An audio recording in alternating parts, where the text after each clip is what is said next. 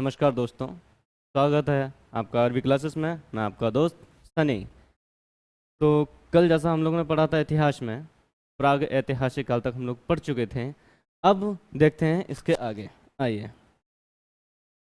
Thompson sir ने इसे 3 भागों में डिवाइड किया था। जरा याद करो, डेनमार्क की राजधानी कोपनहेगन में संग्रहालय जो वस्तुएं रखी हैं उनके अनुसार थॉमसन सर ने 3 भागों में से डिवाइड किया था। चलिए अब इससे आगे करते हैं। प्राग ऐतिहासिक काल, तो 3 भाग कौन से हैं आइए जानते हैं। पाषाण काल। पाषाण काल। दूसरा है कांस्य युग। और तीसरा है लौह युग। पाषाण काल मतलब पत्थरों का काल, पत्थरों का समय। इन तीनों में पाषाण काल अगर हम देखते हैं सबसे ज़्यादा समय इसी में है, टाइम पीरियड। तो इसे भी हम लोग डिवाइड करते हैं। पाषाण काल को 3 भागों में बांटा गया। 3 भाग कौन से हैं पाषाण काल के? चलिए जानते हैं।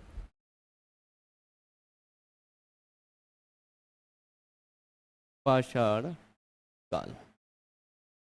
पाषाण काल के 3 भाग कौन कौन से होते हैं? एक, पुरा पाषाण काल।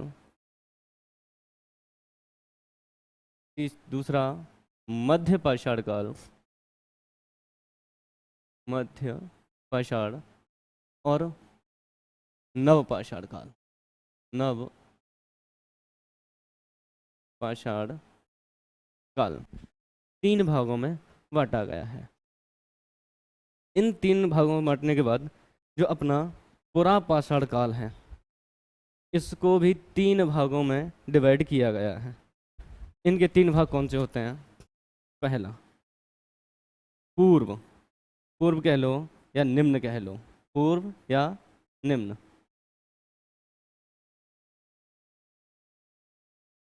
पूर्व, निम्न,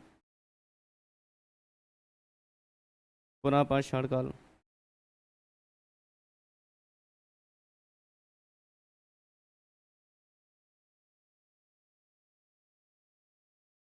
मध्य पुरा पाषाण काल।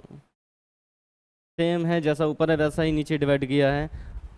आते जितने भी आते हैं डिवाइड किया है तो सबसे पहले पूर्व होगा, फिर मध्य, फिर नवीन। आइए, मध्यपुरा पाषाण काल। मध्यपुरा पाषाण। और तीसरा है उच्च। उच्च बोलते हैं, अब देख रहे हैं, उच्च बाद में है और निम्न पहले। उच्चपुरा पाषाण। 3 भागों में क्यों डिवाइड किया गया इसका भी एक रीज़न है। हमारा जो पुरा पाषाण काल है, पुरा पाषाण काल वो अत्यधिक, तो सबसे ज़्यादा टाइम पीरियड पुरा पाषाण काल में ही होता है। पुरा पाषाण काल समय की बात करें तो 25 लाख ईसा पूर्व से 10,000 ईसा पूर्व तक इसका समय चला। तो आइए जानते हैं इसके बारे में। पहले पहले इसे जानेंगे, फिर इसे जानेंगे, फिर इसे जानेंगे। धीरे धीरे हम लोग सारी जानकारी लेते चलेंगे। बहुत इत्मीनान से बैठिए, बहुत बेहतरीन तरीके से बताएंगे। आइए जानते हैं पुरा पाषाण काल के बारे में।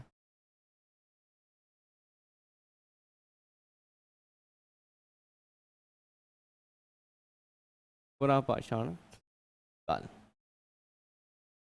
पुरा पाषाण काल में आग की तो खोज हो चुकी थी, परंतु उससे का जो प्रयोग किया जाता है वो हमें नहीं आता था। आग का आग की खोज हो चुकी थी और इसमें मानव सिर्फ आँख टेक था, शिकारी था, पशुपालन नहीं था। अब पशुपालन, जब आँख को शिकारी थे तो उन्हें क्या जानते कौन पशु, जो पशु मिले टूट पड़ो और खा पी के खत्म। तो आग की खोज, आग की खोज हुई थी।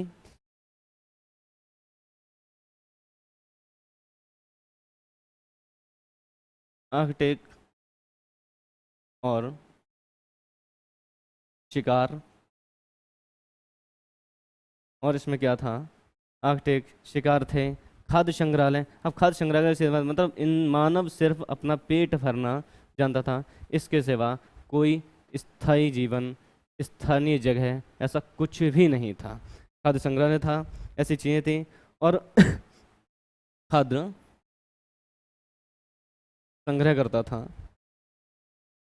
यहाँ पे शिकार होते किससे थे? इनके कोई औजार भी होंगे तो पत्थर की, तो सीधी सी बात है इनके पास जो औजार होंगे वो पत्थर के ही होंगे।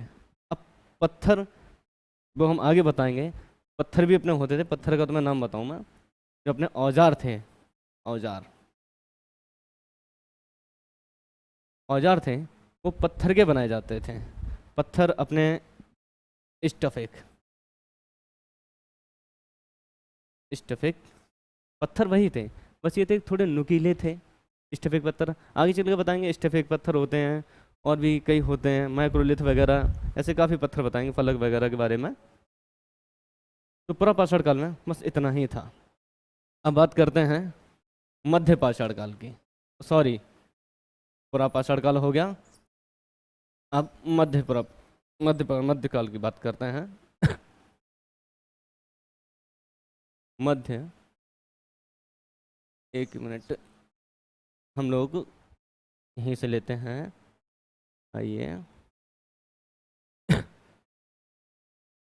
देखिए, पूर्व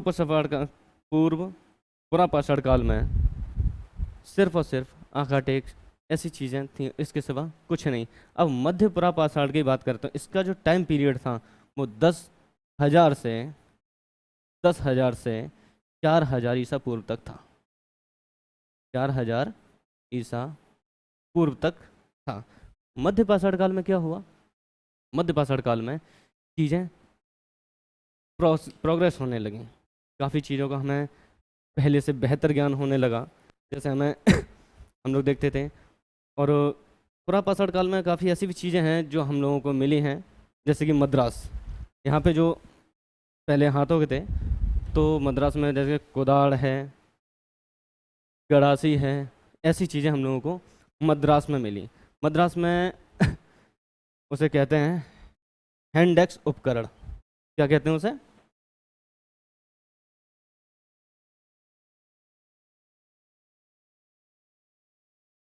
मद्रास में जो हमें उपकरण प्राप्त हुए वो क्या थी?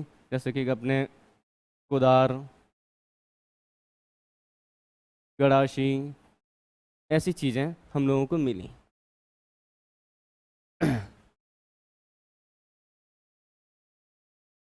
कुदार, ये सभी चीज़ें जो अपने मिली हैं, ये सारी चीज़ें पत्थर की बनी थी और सोहन नदी पे मिली हैं। कुछ इसके साक्ष्य, बहुत से साक्ष्य, लेकिन सिर्फ साक्ष्य ही मिले, उनका कोई लिखित तो विवरण है नहीं। और स्थल अपना जैसे कि तमिलनाडु में है, अतिर अतिरपक्कम अतिरपक्कम में ये चीज़ें, सारी चीज़ें मिली थी। हथनौरा, हथनौरा हथनौरा मध्य प्रदेश में है। यहाँ पे जो मिला था सबसे, अगर पहले की बात की जाए, सबसे पहले मानव खोपड़ी और मानव कंकाल के साक्ष्य सबसे पहले हथनौरा में ही मिले थे। क्या मिले थे? मानव खोपड़ी और मानव कंकाल। सबसे पहले हम लोगों को, अगर सबसे पहले की बात की जाए, सबसे पहले कोई साक्ष्य मिले हैं तो यहीं पे मिले हैं। भीमबेटका, भीमबेटका अगर बात की जाए तो भीमबेटका अपने यहाँ पे चित्रशालाओं के लिए अपने प्रसिद्ध है।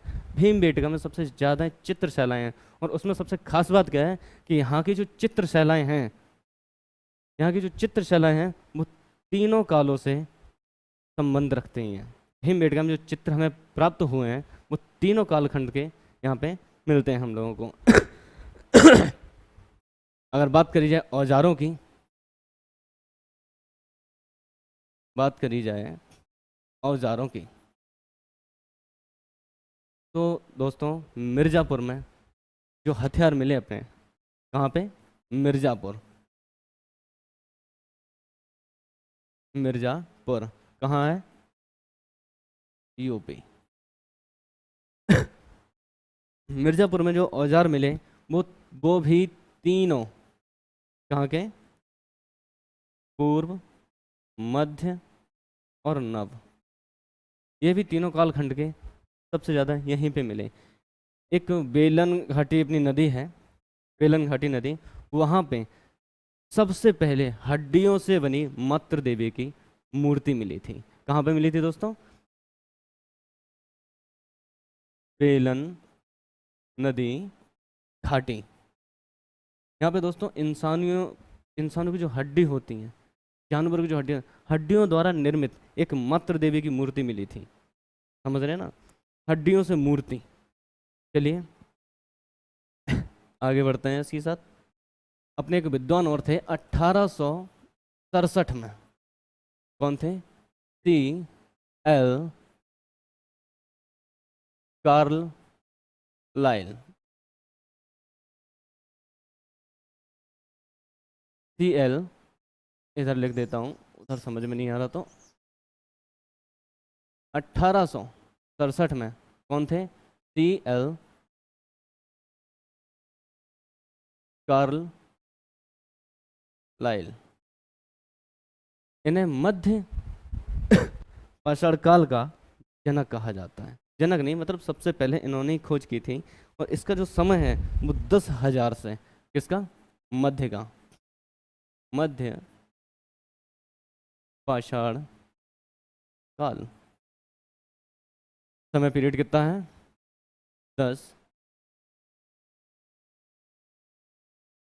10,000 से 4,000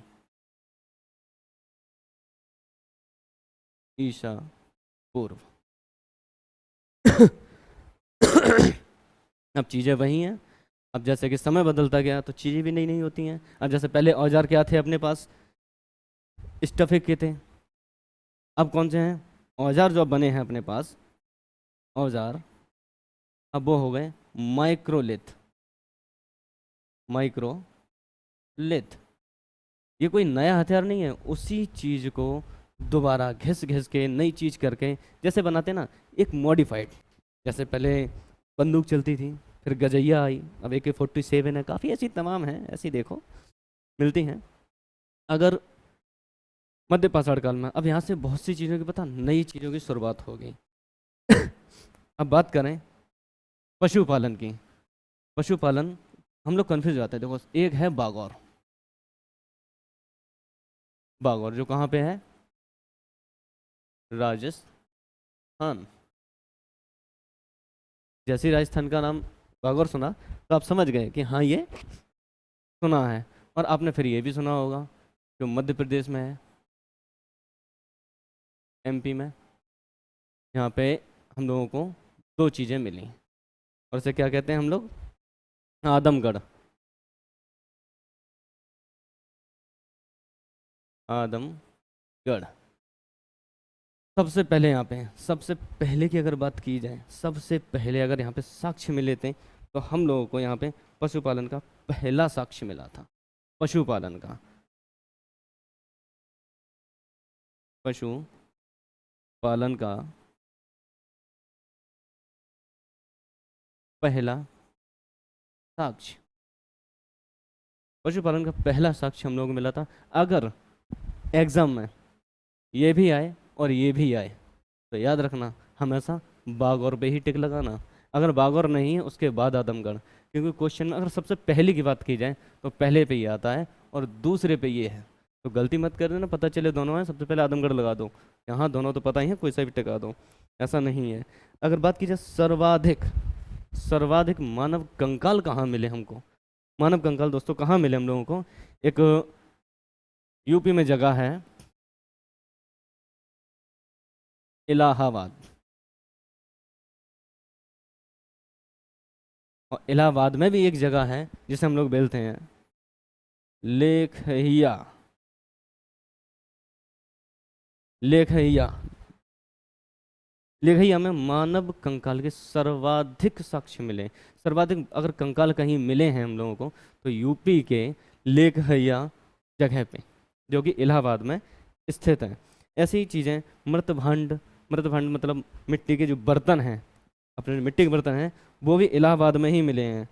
उसे बोलते हैं, इलाहाबाद में कौन सी जगह है वो? चौपानी मांडा। क्या नाम है? चौपानी मांडा। चौपानी मांडा में मृत भांड मिले, मिट्टियों के बर्तन मिले, जो लोग कुम्हार लोग बनाते हैं। पहले मिट्टियों के बर्तन चलते थे, मिट्टियों के बर्तन में ये सारी चीज़ें होती थी। ऐसी काफ़ी चीज़ें हम देखेंगे आगे चल के। अब और भी साक्ष्य इसके मिले, जैसे कि प्रतापगढ़ हो गया, सराय नाहर नगर हो गया, महदहा, दमदमा, ऐसी जगह पे। अब यहाँ पे ध्यान से सुनना, बड़ी खास चीज़ है इस जगह पे। इस चीज़ पे जो मिले बताने के बाद मैं आपसे कुछ डिस्कस करूँगा।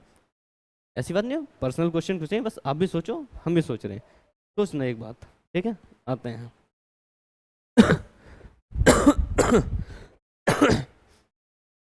अगर हम लोग स्थल की बात करें, स्थल, तो सराय नाहर, दूसरी है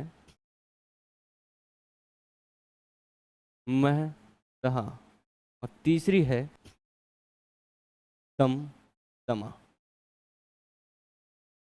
तीसरी है दमदमा। यहाँ पे तीनों ही हम लोगों को चीज़ जो मिली हैं, इनमें एक खास चीज़ हम लोगों को जो देखने के लिए मिलती है, उस पर ज़रा गौर करना। यहाँ पे हम लोगों को चार नर कंकाल,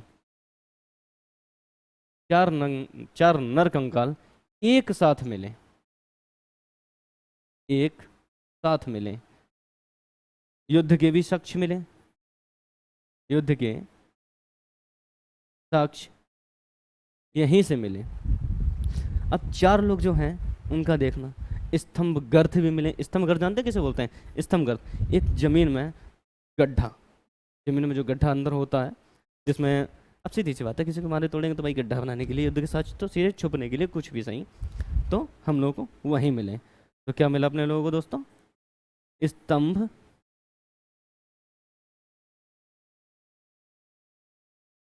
स्तंभ गर्त, स्तंभ गर्त यहीं से मिले। यहाँ पे क्या मिला? मृग श्रृंगार के छल्ले, मृग श्रृंगार के छल्ले, मतलब कि हिरण के छल्ले मिले, हिरण के छल्ले। तो क्या मिला? मृग श्रृंग छल्ले, मृग श्रृंग छल्ले मिले हम लोगों को। हड्डियों के आभूषण मिले। क्या मिले? हड्डियों के आभूषण,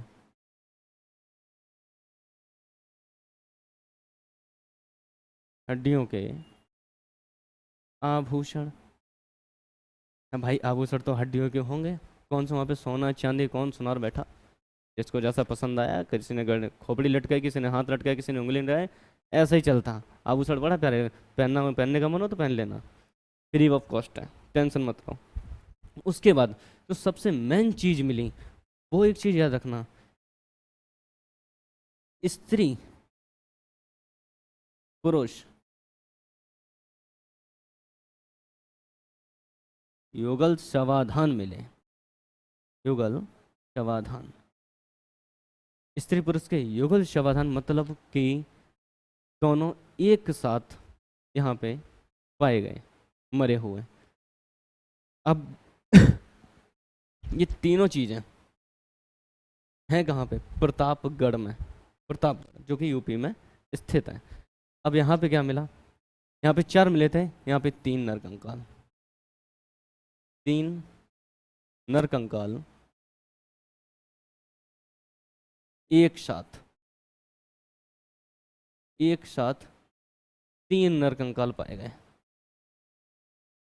पांच, यहाँ पे कितने थे? स्त्री पुरुष, और यहाँ पे पांच लोग, स्त्री,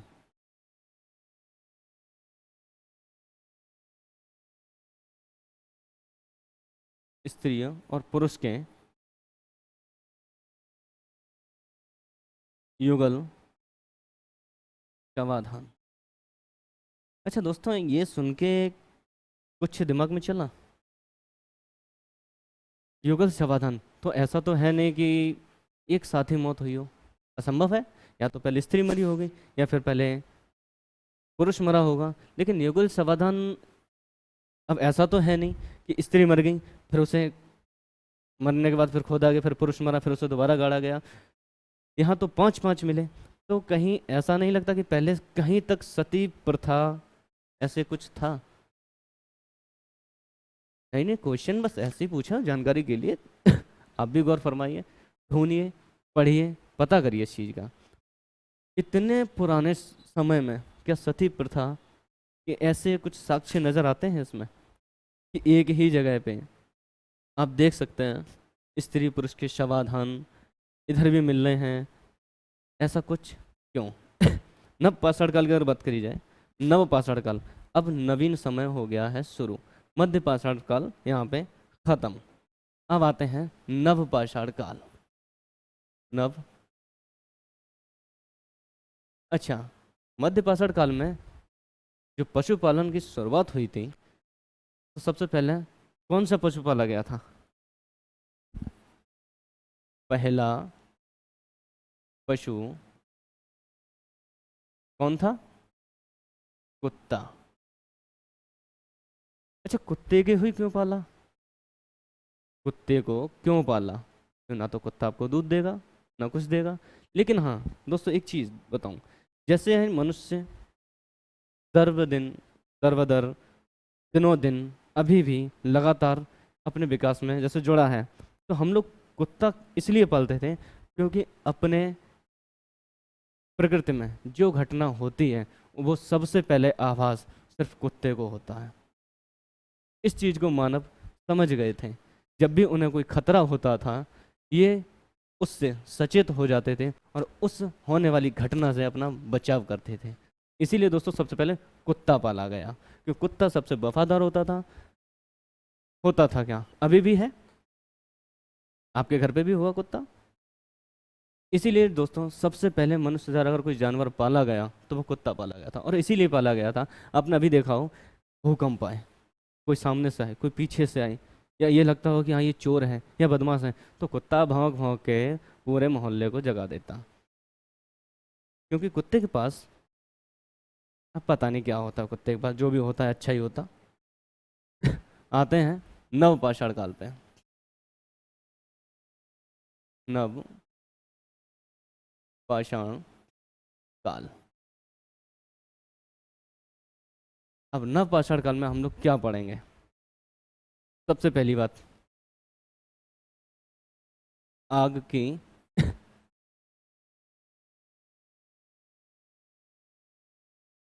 आग को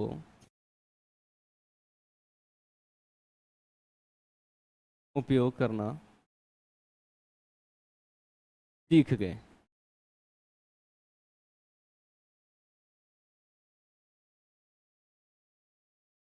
अगर आग की खोज की बात करिए तो पुरापाषाण काल में ही हो चुकी थी, लेकिन इसका यूज कहाँ कर पाए हम लोग? नवपाषाण काल में। नवपाषाण काल में कृषि की खेती होने लगी। कृषि की खेती होने लगी। कृषि की खेती में क्या क्या था? देखो, जौ थे, गेहूं थे, चावल, चावल, मक्का। अच्छा दोस्तों, एक इंटरेस्टिंग चीज पता क्या है? जौ की खेती होती तो थी, सबसे पहले जौ की खेती ही हुई, लेकिन जौ खाने के लिए कभी नहीं उपजाए गए थे। जौ का जो यूज़ था वो धार्मिक चीज़ों में यूज़ करते थे, अभी भी करते हैं। आपने देखा हो कहीं मंदिर वगैरह हो, या फिर नौ दुर्गा में वो जमाते नहीं है, क्या बोलते हैं उसे, उसमें देखो जवारे बोलते हैं, जवारे, तो वहाँ पे जौ का यूज होता था। जौ इन लोगों के और अभी भी पवित्र होता है, इसलिए धार्मिक चीज़ों में यूज़ किया जाता था। खाने की अगर कोई बात करें तो सबसे पहले गेहूँ। गेहूँ सिर्फ खाने के लिए यूज होता था, बाकी ये खाने के लिए नहीं होता था। उसके बाद चावल आए, फिर मक्का आई। पहिए का आविष्कार हुआ, मतलब ट्रांसपोर्ट का काम शुरू। अब तो अच्छा होगा ना, पहिए का आविष्कार इधर ही हो गया। पहिए का आविष्कार हुआ, पहिए का आविष्कार हुआ, तो आपने देखा है जब नवपाषाण काल में आए तो इंसान कुछ तो नया बना होगा।